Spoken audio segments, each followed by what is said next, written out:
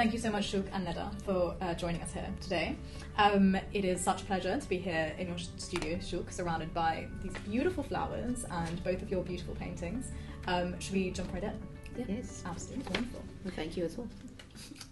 So let's talk a little bit about your early life. How did you start making art? Why do you do it? What first drew you to making art, and what is an early memory that still shapes your practice? As long as I can remember, and it is a long time, I have been drawing or painting. So I think that it's one of those things that is always with me, has been. Earliest memory of it, I think, as I said, childhood and drawing, either sort of in the sands or on paper.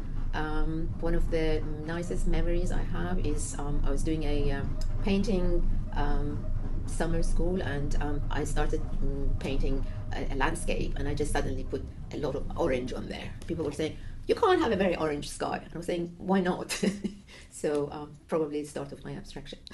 How about you, Shuk? I grew up with painting around me. My mother's a painter and a florist too, so that brings everything together.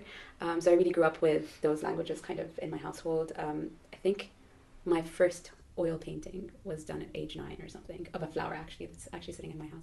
Neda, could you describe the piece that's behind you? So your work called Before the New Beginning. What was the inspiration? What are the concepts behind it? I guess, like most of my work, it's a combination of the memories, whatever has been happening, different poems that I'm reading, and the combination of it would show itself in these layers of color and diffusion of the color. So it's as though these memories or what's going on basically gets diffused in that. So it's a push and pull of present and past and now. And the title is like the moment before a drop falls. So there's that pause and this sort of getting ready as though it's jumping or it's falling, and that sort of feeling. What was the physical creation process behind this piece, and how long did it take? The length of paintings vary very much so, depending on the amount of layering I'm doing and whether I feel that the color is really talking to me, or it's saying that, you know, I've had enough, or this is it. In terms of the creation process, it's very much the same. It's a work on a panel, so it's on wood. When it is work on wood, I have more of a liberty in terms of putting more texture in there, and it can basically absorb the paint. But yeah, it's very much similar to most of the works that I'm doing. It's a conversation, or it's the pauses which are between the layers, which basically are the question or the intrigue. Mm-hmm. And you have, as you said, that influence from Iranian poetry, yes. And that's kind of the concept that will start your creative process. Yeah. And then you're building those layers, whether it's colour, texture. Absolutely. And then it speaks to you, and you know it's done. Yes. How about you, Shuk? Talk us through your painting behind us. So it's called As If It Would Last Forever. I think this one specifically was a reflection on how it doesn't last forever, and I think, and also into like holding on of beauty and holding on of like spring now, where this was done more recently, and like the beginning of spring, and how at springtime like everything's in full bloom and you feel like this is it, like this is what we want to last forever, and like the flowers start to just fall onto the sidewalks, and I guess it's also just realizing that it doesn't, like that they just, you know, especially with the cherry blossoms and that, how it just flies away and it's gone, and kind of coming to peace with that, but also it's almost like an invitation to self and to soul and to understanding of that's not what one wants to be holding on to, and what we want to be holding on to is that feel of that spring of the breath, and of that release. And I feel like with this one specifically, but I think in some of the works more than others, there are portals, and this one is a portal piece. Sometimes it's much more of a release and a flow, and sometimes it starts from a portal and it kind of expands, and this one does have that focused portal that then opens up to breath, and I love the format of this one, because it's allowed for like that exhale movement to happen much more, where some of the others I kind of have to stop, and this one's allowed for it much more. I think the lights, the color of this one, sometimes I'll challenge myself and force myself to stay within one color, and I think that adds a bit more of a challenge onto like the concept of light and the concept of movement, where when color is still.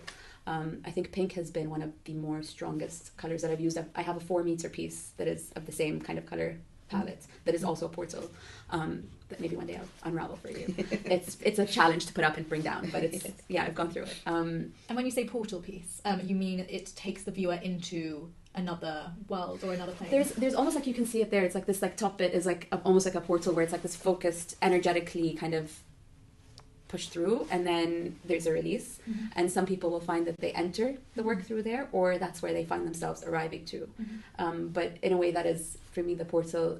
Underneath it, there is like a grid, like a geometric grid that will sit, and I find it grounds it, and it's part of the process of creating it too. And you said that once you have your concept, so once you're working off of the flowers that you've found that have been your source of inspiration, that then one of the first things you do is you create that grid in terms of your process, and then it's off of that grid that you start using your repeated marks and the movement that then you layer and you build up into the pieces. Yeah, I think the grid is very important in the sense of it grounds the work, it sets an intention, it almost becomes this internal, very personal way of setting intention, because you don't see it. Sometimes you'll see parts of it, and then more recently I think I've left some bare so you can kind of see what it looks like. But these grids are almost like magnetic sources, like a form of like magnetic sources, where your eye just automatically will sit there, or the work will kind of revolve around that grid without you fully seeing it. I think it does go back to like sacred geometry, Islamic art in that sense. And then the paint is much more kind of a dramatic outpour, which refers to Baroque art and refers to the Baroque references that do inspire. Would you like to talk about the symbolism of flowers in your work, or the influence of flowers in your work? Initially, flowers were almost a still life kind of partner, like a place like where I would kind of, an object of like to set my gaze on, to just process through, to work with a paint. And then I think I started dealing with a lot of life questions and questioning things, and I saw the answers within the flowers, which is pretty cool. There's a very interesting, or actually very fascinating story on the power of in the Power of Now by Eckhart Tolle. Do you know that book? Mm-hmm. It's one of the kind of his main books on, I guess, the collective conscious and you know, that kind of spiritual work. And he talks about these monks that meditate while they look at a flower, at a lotus, and eventually they have this like moment where they just smile from within. And I feel like I went through that moment with the flowers too. I mean, I grew up, I remember just always having to handle flowers. So maybe also they become second kind of nature in watching them and knowing what they mean. And there's a comfort in their existence around me. But I think what I really fell in love with was watching the flower die. I thought the fragility, but also it's so humbling to see something just disappear. And for me, they're living beings that, you know, eat, and they do what we do, but they just don't carry that ego, that, you know, the other like emotional baggage that I'd have to deal with putting a human being in front of me and watching them die. It's like, this is part of nature's, and it's almost like a window into the being's kind of release, that kind of the soul's release. And that's what they do for me. I think I've done so much connection time with the flowers that I now see them everywhere and in everything. And you spoke about the influence of poetry in your inspiration. Can you talk a little on kind of where that influence came about? I remember you saying that it's not one specific poem that will influence you.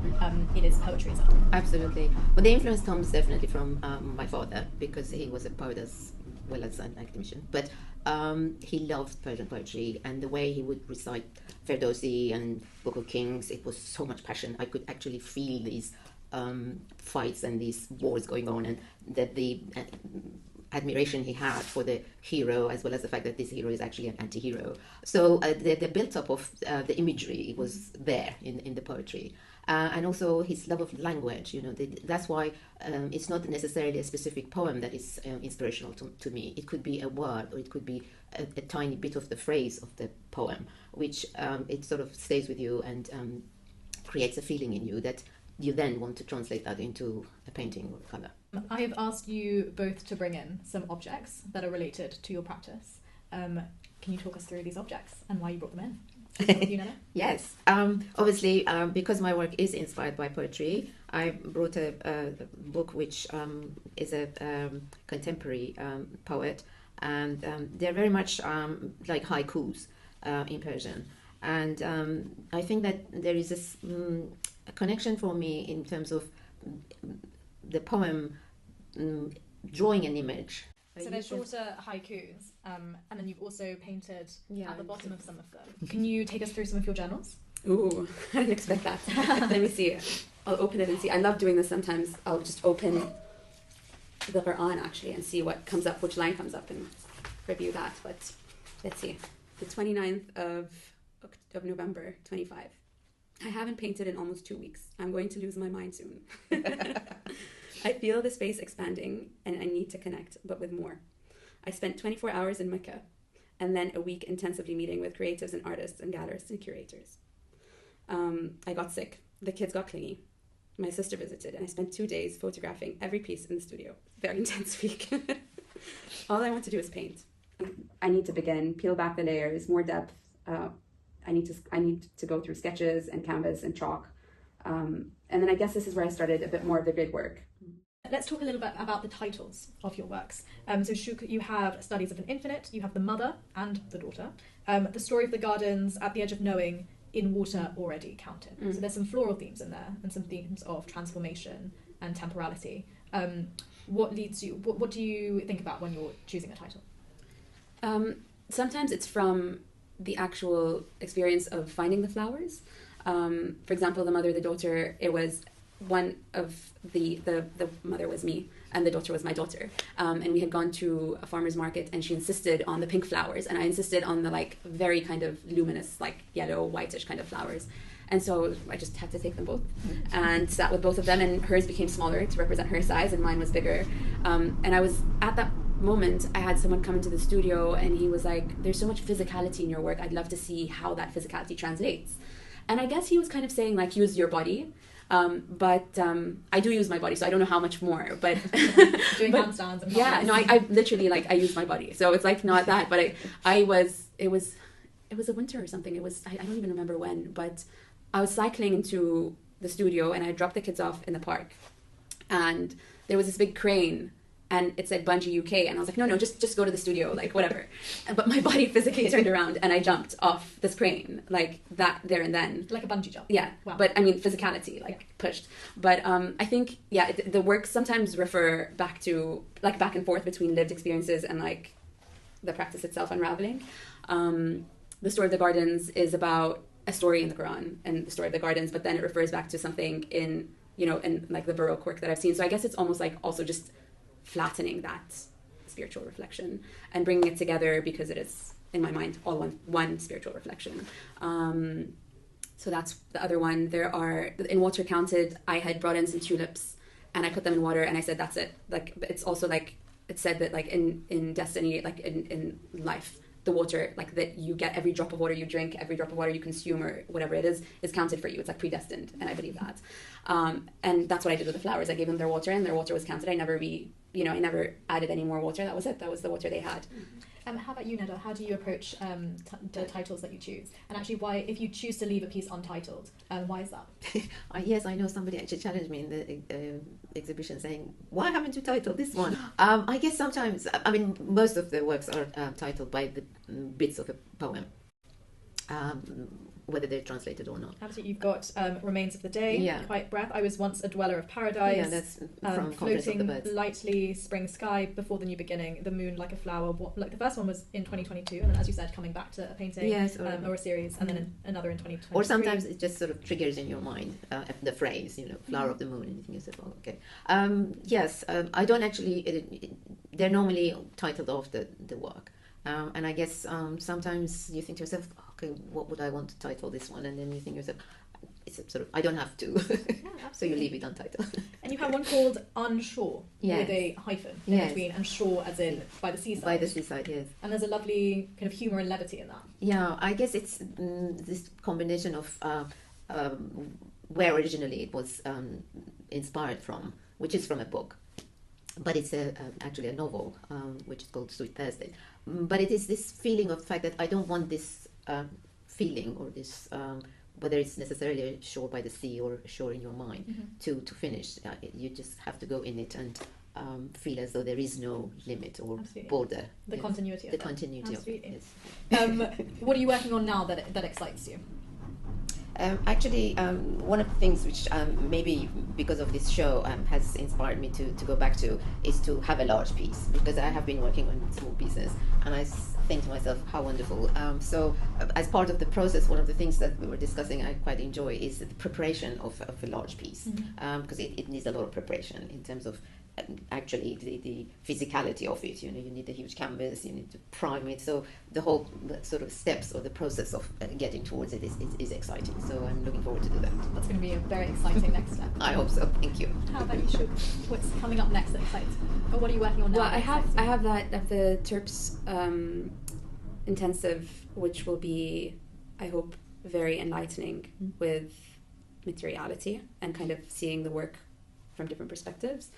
I think that's definitely the next step. Exciting.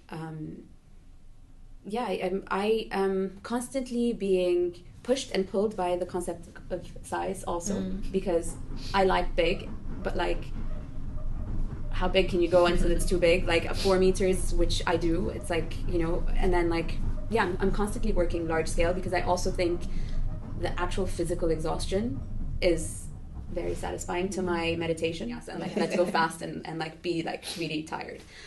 So I guess that reflects in the size. That's a very exciting next step and direction to go in. I've got to say thank you so much to both of you for joining us today. Thank you. And your good luck in the evolution of your work. We can't wait to see how it evolves and the next pieces that you create. Thank you very Thank you for much. taking Thank the you for time to taking answer the the questions. Yes, absolutely.